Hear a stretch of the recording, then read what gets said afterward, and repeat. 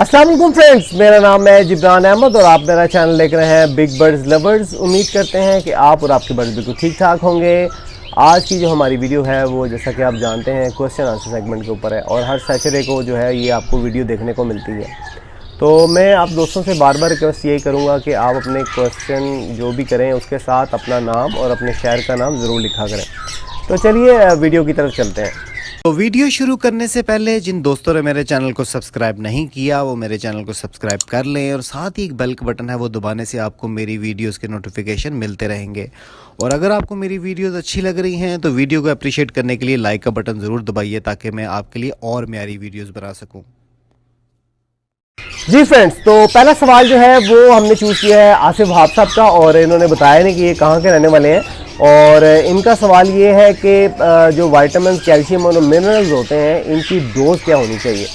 और इसके साथ साथ जो है वो ऑक्सीजन का पूछा है। कैल्शियम ज़्यादा देने की वजह से जो है वो डेड शेल हो जाते हैं हार्ड शेल की वजह से। तो आसिफ भाई देखें, हर विटामिन की एक अपनी डोज होती है। जो इंपोर्टेड विटामिन होते हैं उनके पीछे लिखा होता है कि आपने जो है ना वो जो बर्ड से रिलेटेड जितने भी होते हैं जैसा कि जितने भी वीटा फॉर्म्स की हैं वो आपने उसको फॉलो करना है। उसके पीछे कितनी डोज लिखी है आपको वही देनी है। और जहाँ तक पोल्ट्री के विटामिन और कैल्शियम की बात करें तो उसकी डोज आपको थोड़ी बढ़ा के देनी है, क्योंकि जो पोल्ट्री में जो मुर्गियों के लिए जो विटामिन यूज़ होते हैं उसमें मुर्गी ज़्यादा पानी पीती है लेकिन बर्ड ने जस्ट एक सिप लेना होता है। तो इसलिए हम जो है वो उसकी डोज थोड़ी ज़्यादा रखते हैं। और दूसरी बात ये कि जो है अगर आप ज़्यादा कैल्शियम बर्ड को दे देंगे तो बिल्कुल जो है वो डेडिंग शेल नहीं होगा, उसका जो एग का शेल है वो हार्ड नहीं होगा। और अगर वो ज़्यादा आपने कैल्शियम दे दिया तो वो उनकी पूप से, उनकी वेस्ट से बाहर निकल जाएगा और जितना उसकी बॉडी को चाहिए वो रख लेंगे।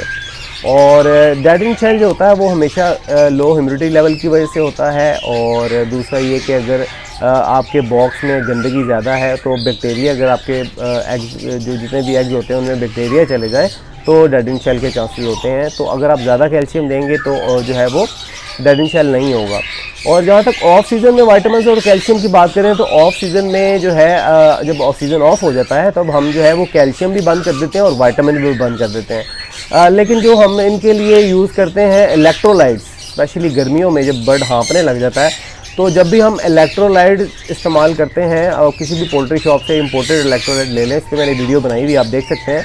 तो उसमें जो है जब भी आपने इलेक्ट्रोलाइट लेने हैं, इलेक्ट्रोलाइट्स प्लस विटामिन लेने हैं, तो वो आप जो है वो देते रहेंगे तो आपको जो एक्सपेंसिव विटामिन और कैल्शियम वो देने की ज़रूरत नहीं है। जैसे ब्रीडिंग सीजन स्टार्ट होने लगे एक महीना पहले आप फिर उनका जो बर्ड्स को कैल्शियम और विटामिन मिनरल जो भी आप देना चाह रहे हैं वो आप स्टार्ट कर दें। दूसरा सवाल जो है वो हमने कॉमन सवाल चूज़ किया है। पहला जो सवाल है वो है अहमद भाई का, जो कि लाहौर से ताल्लुक़ रखते हैं और उन्होंने जो है वो वैक्सीनेशन के बारे में पूछा है। लसोटा वैक्सीनेशन जो होती है जो कि मुर्गियों को की जाती है रानी खेत से रिलेटेड, वो उन्होंने पूछा है कि दे सकते हैं। और दूसरा सवाल जो है वो है अब्दुर्रहमान भाई का और अब्दुर्रहमान भाई जो है वो पूछ रहे हैं कि वैक्सीनेशन और एंटीबायोटिक में डिफरेंस होता है तो इस पर कोई वीडियो बनाएं, इसके ट्रीटमेंट पे कोई वीडियो बनाएं। तो अहमद भाई और अब्दुर्रहमान भाई देखें, जो एंटीबायोटिक्स होती हैं वो अगर आपका बर्ड बीमार हो गया है तो आप कोशिश करें कि आपके पास जो दूसरी मेडिसिन हैं, जैसे कि बर्ड को मोशन लग गए तो फ्लैजिल है, एंटामाइजोल है, आप उससे उसका ट्रीटमेंट करेंगे। या बर्ड को कोई और प्रॉब्लम है तो आप फर्स्ट स्टार्ट में उसको मेडिसिन देंगे। अगर वो आपको लगता है कि इसकी हालत बहुत ख़राब है तो आपको उसको एंटीबायोटिक देनी पड़ेगी। वैक्सीनेशन हमेशा जो होती है ये होती है पहले, ताकि बर्ड को वो बीमारी आए नहीं। और एंटीबायोटिक जो है वो हमेशा देते हैं बर्ड के बीमार होने के बाद। अभी कुछ वीडियोस में मैंने देखा और कुछ लोग बताते हैं कि बर्ड की वैक्सीनेशन जो है ना वो करनी चाहिए, हर महीने करनी चाहिए। और उस वैक्सीनेशन में वो एंटीबायोटिक्स का इस्तेमाल करते हैं। 2-3 एंटीबायोटिक्स डाल दी, फ्लैजिल मिक्स कर दी और बुखार की सिरप मिक्स कर दिया और वो कहा कि ये एक जो है ना ये वैक्सीनेशन है जो कि आपको हर महीने करनी है। वैक्सीनेशन जो होती है वो एंटीबायोटिक से नहीं होती। वैक्सीनेशन के लिए अलग जो है वो मेडिसिन होती हैं जो कि आपको पहले देनी चाहिए। ये तो हो गया एंटीबायोटिक और वैक्सीनेशन में डिफरेंस। तो देखें, मुझे तकरीबन 18-19 साल हो गए मैंने बर्ड रखे हुए हैं। मैंने बर्ड की कभी वैक्सीनेशन नहीं की, लेकिन मैं हमेशा सफाई का ख़ास ख्याल रखता हूँ। देखिए, अगर आपने जहाँ पे बर्ड रखे हुए हैं वहाँ पे गंदगी ज़्यादा है, स्पेशली बरसात के मौसम में, ये जब मौसम बदल रहा होता है आपकी गंदगी ज़्यादा है, या आपने अपने घर पे मोर, मुर्गी, कबूतर, जो ग्राउंड बर्ड्स हैं, ground bird specially ground birds हैं जैसे फिजेंट्स हैं, वो आपने रखे हुए हैं, तो इन पे जो है वो रानीखेत की बीमारी या दूसरी जो बीमारियाँ हैं ये जल्दी अटैक करती हैं। अगर आपने सफाई का ख़ास ख्याल रखा हुआ है, हर चीज़ आप मेंटेन करके रखी हुई है, आपके घर पे ग्राउंड बर्ड्स नहीं हैं, तो आपको वैक्सीनेशन करवाने की ज़रूरत नहीं है। लेकिन अगर आपके पास ग्राउंड बर्ड्स हैं, मोर हैं या मुर्गियाँ रखी हुई हैं या आपने कबूतर रखे हुए हैं, तो जो है ना रानीखेत का अटैक होने का फिर ख़तरा होता है। फिर जो है वो एहतियाती तौर पे आप जो है वो लसोटा के नाम से जो आपको किसी भी पोल्ट्री शॉप से वैक्सीनेशन मिल जाएगी, और वही आपको तरीका बता देंगे। मुझे इसके बारे में कोई एक्सपीरियंस नहीं है और मैंने कभी करवाया भी नहीं है। लेकिन अगर आपके पास ऐसी चीज़ें नहीं है तो आपको जो है वो ज़रूरत नहीं है किसी भी बर्ड की वैक्सीनेशन की। अगला सवाल जो है वो सदाउल्ला साहब का है, जो कि रावलपिंडी से ताल्लुक़ रखते हैं, और वो कहते हैं जिब्रान भाई, गर्मियों में भी कैल्शियम और विटामिन देने चाहिए कि नहीं, और दूसरा सवाल है कि फर्टिविट कब यूज़ करनी है। तो सनाउल्ला भाई देखें, फर्टिविट कब यूज़ करनी है इस पर तो मैंने एक वीडियो बना दी है, आप वो वीडियो देख सकते हैं। और गर्मियों में भी जो कैल्शियम और विटामिन हैं, ये जब आप ब्रीडिंग सीज़न ऑफ हो जाता है तो हमें जो है वो विटामिन और कैल्शियम नहीं देने चाहिए, ज़रूरत नहीं है। क्योंकि देखें, आपने बॉक्स उतार दिया और फीमेल ने जो है वो एग ले नहीं करने, और जब फीमेल एग ले करती है तो उसमें जो है वो कैल्शियम की कमी होती है, तो उसको पूरा करने के लिए हमें उनको जो है वो तकरीबन हफ्ते में 2 से 3 दिन या 4 दिन जो है वो कैल्शियम देना चाहिए, ताकि जो उसके अंडे का साइज़ है वो छोटा ना हो और फीमेल कच्चे अंडे ना देने लग जाए। तो जब बॉक्स उतार दिया तो उसको कैल्शियम की इतनी ज़रूरत नहीं है। और जहाँ तक, जैसा कि मैंने पहले भी बताया कि ऑफ सीज़न में जो है वो हम इलेक्ट्रोलाइट यूज़ करते हैं, तो जब भी आपने इलेक्ट्रोलाइट लेने हैं, इलेक्ट्रोलाइट प्लस विटामिन्स लेने हैं, तो उसमें जो है वो विटामिन्स की मिक़दार भी पूरी होती रहती है। और दूसरा ये कि वेजिटेबल्स का हम इस्तेमाल करते हैं, तो उसमें जो है उसमें भी तो विटामिन्स होते ही हैं, तो जो है ना वो कमी उनकी पूरी होती रहती है। अगला सवाल जो है वो हमने कॉमन सवाल चूज़ किया है, उसमें जो पहला सवाल है वो रिजवान भाई ने किया है, और वो कहते हैं जिब्रान भाई, लव बर्ड के पट्टे अगर इन दिनों में लेने हैं तो क्या नेक्स्ट सीज़न वो ब्रीड करेंगे।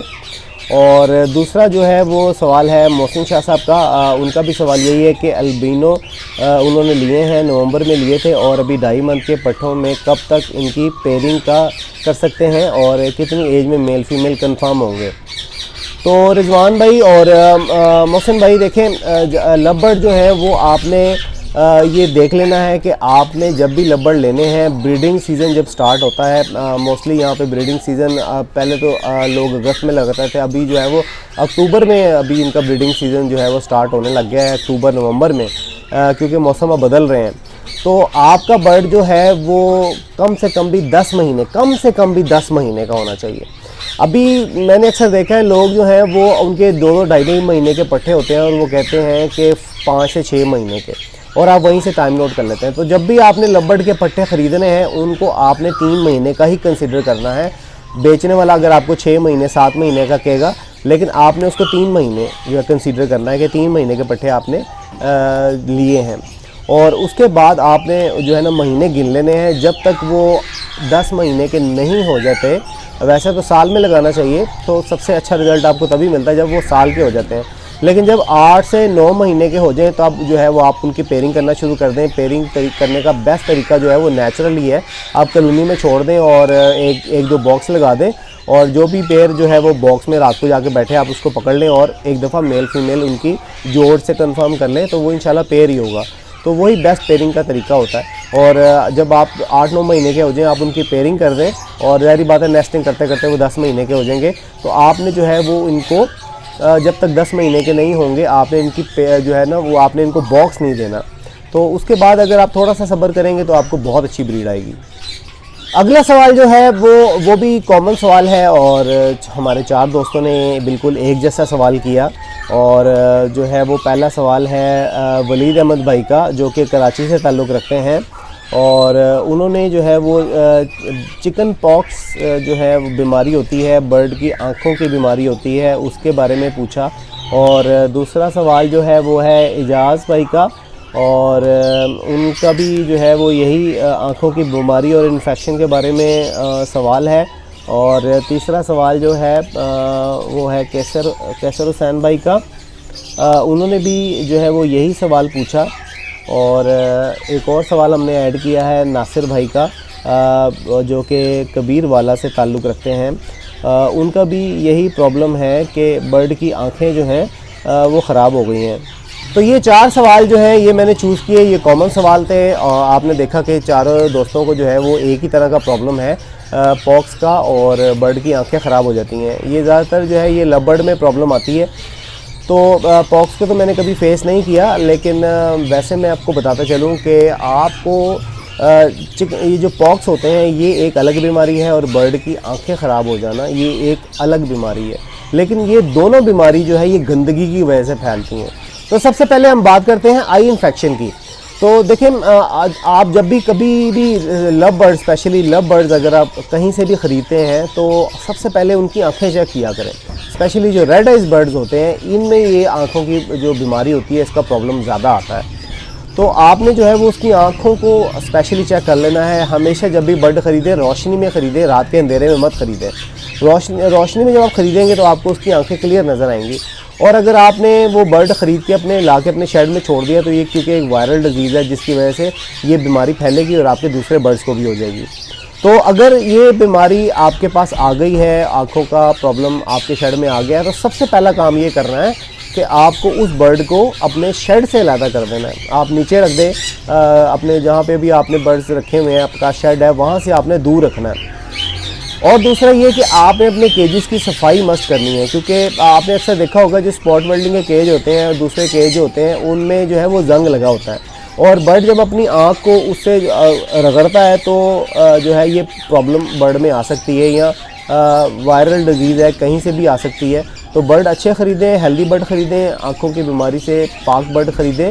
और अगर ये प्रॉब्लम आ गई है तो आपने जो है उस बर्ड को अलग कर देना है। दूसरा जो है वो पॉक्स की जो प्रॉब्लम आती है ये भी लव बर्ड में आती है, जिसमें जो है वो इसकी आँख के पास एक दाना बन जाता है, समटाइम इसके हेड पे या समटाइम उसके पाँव पे। ये पॉक्स की बीमारी भी मैंने कभी फेस नहीं की, लेकिन अगर ऐसी बीमारी अगर आ जाए तब भी आपको जो है वो बर्ड की केजेस की सफाई करनी है, उन बर्ड को फौरी तौर पे अलग कर देना है। और उसका जो है जो पॉक्स के लिए, स्पेशली पॉक्स की बीमारी अगर आ जाती है तो इसका एक देसी इलाज मैं बता दूं आपको। इसमें जो है वो आपको लहसुन लेना है, लहसुन के 2 टुकड़े करने हैं, और लहसुन जो है वो हाफ लहसुन आपने जहाँ पे भी उसका सर पे दाना है या आँख के पास है तो उस पर आपने हल्का सा दिन में 2 टाइम रब कर देना है। और दूसरा आँखों की इन्फेक्शन के लिए और पॉक्स के लिए आपको जो है वो एंटीबायोटिक देनी ही पड़ेगी बर्ड को। आप कोई भी किसी भी एंटीबायोटिक का इस्तेमाल कर सकते हैं, जैसा कि CNF100 है। अगर आप किसी भी फार्मेसी से लें तो आप विब्रामाइसिन का इस्तेमाल कर सकते हैं, और कोई भी एंटीबायोटिक दें वो दें। और इसके अलावा जो है आपको इसके एंटीबायोटिक के साथ साथ आपको जो है इसकी आँखों की केयर करने के लिए आपको गुलाब का अरक लेना है। और इसके साथ साथ मैं जो इस्तेमाल करता हूँ, अगर मुझे कभी ज़रूरत पड़े तो बेटनीसोल N, जैसा कि आप तस्वीर में भी देख रहे हैं। तो पहले गुलाब के अरक से आपने जो है वो उनकी आँखों को सुबह शाम साफ़ करना है, दिन में 2 टाइम। उनकी आंखों को साफ़ करने के बाद बेटनीसोल N के 2 ड्रॉप्स राइट साइड पे और 2 ड्रॉप्स लेफ़्ट साइड पे आप ये उनकी आंखों में डाल देने हैं। तकरीबन 4 से 5 दिन का ये प्रोसेस है, और साथ साथ आप जो है वो लहसुन का इस्तेमाल करेंगे तो ये आपके परिंदे जो हैं वो एक्सपायर होने से बच जाएंगे। अगला सवाल जो है वो है वकास महमूद भाई का, और वो पूछ रहे हैं जिब्रान भाई लव बर्ड में फ़ैट की रीज़न क्या होती है, क्या एज फैक्टर की वजह है? वकास भाई देखें, ये जो फ़ैट का मसला है ये मोस्टली फ़ीमेल्स में ही आता है, ज़्यादातर फीमेल्स नहीं आता। मेल में बहुत कम रेयर चांस होते हैं कि मेल को फ़ैट हो जाए। और फीमेल क्योंकि बॉक्स में हर वक्त बैठी रहती है, वो एग पे बैठी रहती है, समटाइम इनफर्टाइल एग होते हैं, फीमेल बैठी ही रहती है, और 1.5 महीने के बाद आप वो अंडे निकाल के फेंकते हैं, उसने फिर एग ले किया और फिर उस पर बैठ गई, और जो है हम उनको फ़ैट वाली चीज़ें ज़्यादा दे रहे होते हैं, और हमारे दाने में सूरजमुखी की मिकदार ज़्यादा होती है और केज का साइज़ छोटा होता है। तो एक तो बर्ड वैसे ही फ्लाई नहीं करता, दूसरा ये कि फ़ीमेल एग पे बैठी होती है जिसकी वजह से बर्ड को फ़ैट हो जाता है। तो एज फैक्टर ये नहीं हो सकता, इसीलिए कहते हैं कि ऑफ सीज़न में आप जो है अपने लव बर्ड्स को फ्लाइट में, बड़ी फ्लाइट में छोड़ दें। एक तो दाना पानी करना आसान है, दूसरा ये कि बर्ड की फ़ैट ख़त्म हो जाएगी। और अगर आपको ये प्रॉब्लम फेस करनी पड़ गई है तब भी आपको उसको निकाल कर बड़ी फ्लाई में छोड़ना पड़ेगा, और एप्पल विनेगर का इस्तेमाल करना पड़ेगा। एप्पल विनेगर मैं आपको बता दूँ कि 5 ml जो है वो 1 लीटर में आपने डालना है।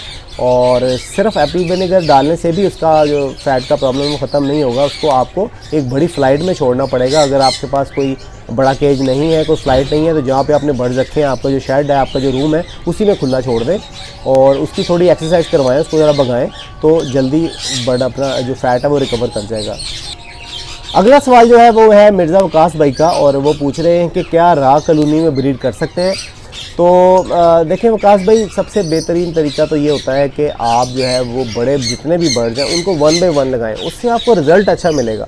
समटाइम बर्ड जो है वो एग्रेसिव हो जाता है और एक दूसरे पर अटैक कर देता है, तो उसमें जो है वहाँ प्रॉब्लम आती है, क्योंकि हमारे पास बड़े केजेस नहीं होते हैं। और जहाँ तक आपने पूछा कि राह कॉलोनी में ब्रीड कर सकता है, तो जी राह कॉलोनी में ब्रीड कर सकता है, लेकिन उसके लिए कॉलोनी आपको बहुत बड़ी चाहिए। अब ये नहीं है कि आपने जो है वो 6 बाई 6 की एक छोटी सी कॉलोनी बनाई और उसमें 2-3 पेड़ छोड़ दिए या 4 पेड़ छोड़ दिए, तो डेफिनेटली वो लड़ेंगे। आपको इतनी बड़ी कॉलोनी बनानी है कि अगर एक फ़ीमेल किसी दूसरे मेल पे अटैक कर देती है तो वो अपने आप का बचाव कर सके। कम से कम भी आपको जो है वो 2-4 पेड़ के लिए कम से कम 20 फुट बड़ी कॉलोनी बनानी पड़ेगी। उसमें जो है वो आप दाना पानी तो इजीली हो जाएगा आपका, और उसमें आपको ब्रीड भी आ जाएगी, लेकिन आपको अच्छा रिज़ल्ट जो है वो 1 बाय 1 ही मिलेगा। मेरा आपको मशवरा यही है कि आपने जितने पेड़ लगाने हैं आप 1 बाय 1 लगाएं, तो रिज़ल्ट भी अच्छा मिलेगा और आपको कोई प्रॉब्लम फेस नहीं करनी पड़ेगी। अगला सवाल जो है वो है मुबशिर शाह साहब का, और वो पूछ रहे हैं कि क्या रात के टाइम लाइट बंद कर देनी चाहिए, उनके पास जावा है। तो मैं आपके साथ अपना एक्सपीरियंस शेयर करता चलूँ। जो मैंने कुछ दिन पहले एक वीडियो अपलोड की थी जिसमें मैंने एक नई कॉलोनी बनाई। यहाँ पे कई साल पहले मैंने यहाँ पे एक कॉलोनी बनाई, और तब मैं जावा जो है वो इकट्ठी कर रहा था, और मैंने यहाँ पे जावा रखी, और जावा रखने के बाद जो है गर्मियों के दिन थे, और यहाँ पे जो है मैं लाइट नहीं लगाई, और रात को कोई बिल्ली आई। बिल्ली ने जो है वो उनको पकड़ तो नहीं सकती थी, लेकिन उनको डराती रही, और वो अंधेरे में फड़फड़ा कर जो है वो एक्सपायर हो गए। और मैं जब सुबह आया तो नीचे जो है वो ढेर लगा हुआ था। जावा जो है ये बड़ी सेंसिटिव होती है, स्पेशली अगर आप इसको थोड़ा सा पकड़ने की कोशिश करो और इनके जो ये हाँपने लग जाए तो फौरी तौर पे आप इसको छोड़ दिया करें, पकड़े नहीं, क्योंकि इसकी हार्ट बीट बड़ी जल्दी तेज़ हो जाती है, और थोड़ी हार्ट बीट तेज़ होती है और ये एकदम आपके हाथों में आ जाती है। तो और दूसरे जो लोगों ने बर्ड्स रखे होते हैं और वो लाइट रात के टाइम ऑन नहीं करते, बच्चे निकले हुए हैं, वो रात के टाइम अगर उसने फीड करवाना है या पानी पीना है तो वो क्या करेगी, उसको तो कुछ नज़र ही नहीं आएगा। तो मेरा आपको मशवरा यही है कि आप लाइट ज़रूर ऑन रखा करें, चाहे सर्दियां हैं या गर्मियां हैं, ब्रीड आई है या नहीं आई, आप लाइट कम कर दें। जैसा कि अब इतने मेरा जो शेड देख रहे हैं, इतना लंबाई में इतना बड़ा शेड है, और मैंने यहाँ पे तकरीबन 6 से 7 एनर्जी सेवर लगाए हुए हैं जो कि रात को चलते हैं, लेकिन जब मैं सोने लगता हूँ तो मैं सारे बंद करके जो सेंटर वाला है एनर्जी सेवर है वो ऑन रहने देता हूँ। और अगर आपका शेड छोटा है तो आप इतनी लाइट रखें कि जैसे 0 पावर का एक बल्ब है वो आप लगा दें, इतनी हल्की सी रोशनी रखें कि बर्ड जो है उसमें रिलैक्स भी करे, सो भी जाए, और अगर उसने कुछ खाना पीना है या अपने बच्चे को फीड करवाना तो एटलीस्ट उसको कम से कम नज़र तो आए। अगला सवाल जो है वो है मजीद भाई का, और मजीद भाई पूछ रहे हैं कि मेरा बर्ड जो है वो अपने जिस्म की प्लकिंग करता है, तो क्या ट्रीटमेंट है इसका, क्या वजह हो सकती है। तो मजीद भाई देखें, बर्ड अपने जिस्म की प्लकिंग करता है, इसकी 2 रीज़न्स हो सकती हैं। एक तो ये कि आपके बर्ड में माइट्स हैं जो कि उसको डिस्टर्ब करते हैं, उसका खून चूसते हैं, जिसकी वजह से वो अपने पर जो है वो नोचता रहता है। दूसरा प्रॉब्लम ये है कि आपके पास जो बर्ड है वो जो है ना वो इरिटेट हो रहा है, उसके खून में हिद्दत जो है ना वो पैदा हो रही है, और वो बर्ड अपने आप को इरिटेशन फील करता है। अकेले समटाइम बर्ड अकेला रहने की वजह से इरिटेशन फील करता है और वो अपने ही पर नोचना शुरू कर देता है। या फिर आपके बर्ड में जो है वो कैल्शियम और विटामिन्स की कमी है, उस कमी की वजह से भी बर्ड इरिटेट होने के बाद अपने जो है वो फीदर्स को प्लकिंग करता रहता है। तो पहले आप ये देख लें कि असल में प्रॉब्लम क्या आ रही है, क्या माइट्स तो नहीं है। आप बर्ड को पकड़ के चेक करें अच्छी तरह से, स्पेशली जो उसके जो विंग्स हैं उसके नीचे चेक करें, और आँख के पास जो है वो छोटे छोटे वाइट से आपको कीड़े नज़र आएंगे, वो आप मेक श्योर कर लें कि वो नहीं है। अगर वो नहीं है तो आप जो है वो बर्ड्स को अच्छा सा कैल्शियम दें, विटामिन दें, और वेजिटेबल्स का इस्तेमाल ज़्यादा करें। और अगर आपके पास बड़ा बर्ड है, जैसे राह है, अफ्रीकन ग्रे है, अभी आपने बर्ड का तो नहीं बताया कौन सा है, अगर फिर भी आपको प्रॉब्लम आ रही है तो उसको जो है वो एक एक्सरे वाला जो कार्डबोर्ड होता है उसका कॉलर बना के आप उसका कॉलर लगा दें ताकि वो अपने जिस्म की प्लकिंग ना कर सके। और बर्ड को शावर करते रहें, दिन में 2 टाइम शावर करें, बर्ड्स को ज़्यादा से ज़्यादा वेजिटेबल्स दें और उसकी गर्म सीड्स बंद कर दें, तो आपका ये प्रॉब्लम इंशाल्लाह सॉल्व हो जाएगा। अगला सवाल है जमाल नासिर भाई का, जो कि वाकई से ताल्लुक़ रखते हैं। उन्होंने 2 सवाल किए। एक सवाल तो ये है कि retirement age of breeding love birds, और दूसरा उन्होंने वैक्सीनेशन का पूछा, उसका तो ऑलरेडी मैं जवाब दे चुका हूँ। तो जमाल भाई देखें, बर्ड की जितनी केयर करेंगे उसकी ब्रीडिंग एज उतनी ही ज़्यादा होगी। वैसे नॉर्मली जो देखा जाता है कि लव बर्ड जो है वो मतलब जो ब्रीडिंग एज उनकी होती है वो 5 से 6 साल होती है। तो कोशिश यही करें कि आप जो है मैक्सिमम 5 साल जो है आप मैक्सिमम 5 साल उससे ब्रीड लें और उसके बाद उसको सेल कर दें। देखें, अच्छा ब्रीडर जो होता है ना वो हमेशा हर साल अपने लिए कुछ ना कुछ पट्ठे रोकता है, जो भी अच्छा ब्रीडर होता है। और मैं भी हर साल जो है मैं अपने लिए लव बर्ड्स के पट्ठे कुछ अलग से जो रोकता हूँ, और मुझे पता है कि मेरे पास जो 50 पेयर लगे हुए हैं इसमें से कौन सा पेयर कितना पुराना हो चुका है, और आहिस्ता आहिस्ता उनकी एवरेज भी कम हो जाती है। तो आप कोशिश करें कि हर साल जो है आपने कुछ पुराने पेयर निकालें और कुछ नए पेयर डालें। तो ये जब आपका सर्कल चल पड़ेगा तो जो है आपके पास जो है ये प्रॉब्लम नहीं आएगी। तो 5 से 6 साल जो है ये इनफ होते हैं लव बर्ड की ब्रीडिंग के लिए, और यही इसकी रिटायरमेंट एज होती है। तो आपने जो है वो हमेशा अपने पास, अगर आप अच्छा बर्ड रखना चाहते हैं, अच्छी ब्रीड लेना चाहते हैं, तो आप जो है वो इनको हर साल अपने लिए पट्ठे रोकेंगे। दूसरा ये होता है कि अगर आपने परिंदे रखे हुए हैं, आप उनसे ब्रीड तो ले रहे हो, एग भी उनके फॉस्टर करते जा रहे हो, लेकिन उनकी डाइट नहीं अच्छी कर रहे, तो आपका जो पेयर है वो 2 से 3 साल में ही ठुस हो जाएगा। तो अगर अच्छी जो एवरेज अगर आप पूरा करना चाहते हो कि आपका 5-6 साल आपके पास जो लव बर्ड है वो अच्छी ब्रीड करे, तो आपको उसके साथ साथ उसकी डाइट भी मेंटेन करनी पड़ेगी। उसको ग्रीन फूड का देना पड़ेगा, उसको एग ब्रेड का इस्तेमाल करवाना पड़ेगा, अच्छे वाइटामिन, अच्छे कैल्शियम देंगे तो आपका 5-6 साल आपका बर्ड अच्छी ब्रीड करता रहेगा। उसके बाद आपको फिर बर्ड सेल कर देना है। जी फ्रेंड्स, तो उम्मीद करते हैं कि आपको आज की वीडियो अच्छी लगी होगी। अगर वीडियो अच्छी लगी है तो वीडियो को लाइक करें, अपने दोस्तों के साथ ज़्यादा से ज़्यादा शेयर करें, और जिन दोस्तों ने मेरे चैनल को अभी तक सब्सक्राइब नहीं किया, मेरे चैनल को सब्सक्राइब कर लें, और साथ ही एक बेल का बटन है वो दबाने से आपको मेरी वीडियोस की नोटिफिकेशन मिलते रहेंगे। तो मिलते हैं नेक्स्ट वीडियो में नए टॉपिक के साथ। इजाज़त दीजिए, अल्लाह हाफिज़।